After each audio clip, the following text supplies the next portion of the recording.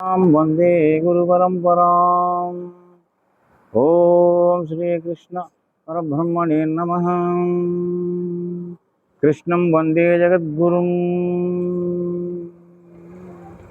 ओम व्यासं वसिष्ठनप्तारं शक्तैः पौत्रमकल्मषं పరాశరాత్మజం వందే సుఖదాతం తపోనిధిం.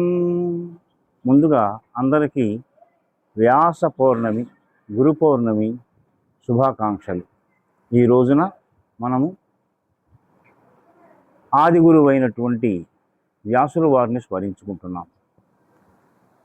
వ్యాసుల వారు 18 పురాణములు రచించారు. వేదములను చక్కగా విభజించి భాగించి వేదవ్యాసుడుగా కీర్తికెక్కారు. అలానే బ్రహ్మసూత్రాలు రచించారు. ఈ రోజున మనం ఆచరించేటువంటి సనాతన ధర్మానికి మూల పురుషుడని చెప్పుకోవచ్చు మనం వ్యాసుల వారు. జగద్గురువు అంటే మనకు మొట్టమొదటిగా గుర్తుకొచ్చేటువంటిది కృష్ణం వందే జగద్గురుం, శ్రీకృష్ణం వందే జగద్గురుం.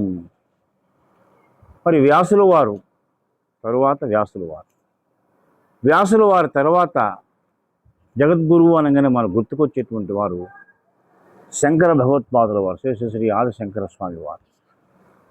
ఈ పరంపర వ్యాసుల వారి యొక్క ముందు వంశవృక్షం తెలుసుకుందాం. వ్యాసాయ విష్ణు రూపాయ వ్యాసరూపాయ విష్ణవే. వ్యాసుడు సాక్షాత్ విష్ణు స్వరూపుడు. ఆయన మనకు ధర్మాన్ని అందించాడు, ధార్మికమైనటువంటి జీవన విధానాన్ని తెలియజేశాడు. ఒక గురువుకు ఉండవలసిన లక్షణాలు, గురువు ద్వారా శిష్యులు నేర్చుకోవలసినటువంటి విషయాలు ఎన్నో తెలియజేశాడు ఆయన. ఎవరు?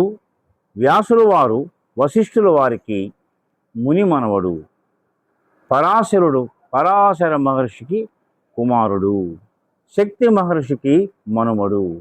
సుఖ మహర్షికి తండ్రి. వ్యాసుల వారు మనకు అందించిన వాంగ్మయం ధార్మిక విషయాలు ఎన్నిటినో తెలియజేస్తున్నది. మనం ఆశ్రయించవలసింది ఎవరినయ్యా అంటే గురువుని. ఎందుకనంటే పరమ పవిత్రమైనటువంటి గంగానదిలో స్నానం చేస్తే పాపాలు పోతాయి. గంగానది పాపాలను పోగొడుతుంది. చంద్రుడి యొక్క వెన్నెల మన తాపాన్ని పోగొడుతుంది.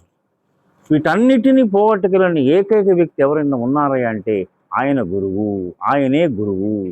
అందుకని గురునింద మహాపాపం అన్నారు. ఎందుకంటే మాతృనింద మహావ్యాధి, పితృనింద పిశాచత, దైవనింద దరిద్రస్యాత్, గురునింద కులక్షయం అన్నారు. ఎవరైతే గురువుని అనవసరంగా నిందిస్తారో వాళ్ళ కులక్షయం అవుతుంది అని చెబుతున్నారు. అంటే గురుర్బ్రహ్మ గురుర్విష్ణు గురుర్దేవో మహేశ్వర గురు సాక్షాత్ పరబ్రహ్మ తస్మై శ్రీ గురవే నమః.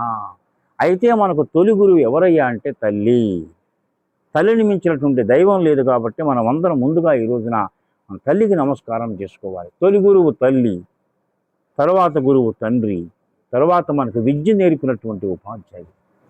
అజ్ఞాన తిమిరాంధస్య జ్ఞానాంజన శలాకయా చక్షురున్మీలితం ఏవ తస్మై శ్రీ గురవే నమః. అజ్ఞానం మనలో ఉన్నటువంటి అజ్ఞానం దాన్ని తొలగించి వేసి జ్ఞాన జ్యోతిని వెలిగించేటువంటి వాడే గురువు. అలాంటి గురువులందరికీ ఆ పరంపర మొత్తానికి మనం నమస్కరించుకుందాం. మనస్ఫూర్తిగా త్రికరణ శుద్ధిగా గురువు యొక్క పాదాలని మనం శరణు పొందుదాం. అప్పుడే మనకు సరైనటువంటి మోక్ష మార్గం లభిస్తుంది. సరైనటువంటి మన సనాతన ధర్మం చెప్పేటువంటి ఆ మార్గం మనకు లభిస్తుంది. సుగమం అవుతుందంటే కేవలం ఒక గురువు యొక్క కృప వల్లనే జరుగుతుందని మనస్ఫూర్తిగా నమ్మేవాళ్ళలో నేను ఒకండి. కాబట్టి ఈ రోజున అందరికీ మరొక్కసారి గురు పౌర్ణమి శుభాకాంక్షలు తెలియజేసుకుంటూ మనమందరం మరొక్కసారి వ్యాసాయ విష్ణు రూపాయ వ్యాస రూపాయ విష్ణవే నమో వై బ్రహ్మ నిదయే వాసిష్ఠాయ నమో నమః. వ్యాసం వసిష్ఠనప్తారం శక్తై పౌత్రమకల్మషం పరాశరాత్మజం వందే సుఖదాతం తపోనిధిం.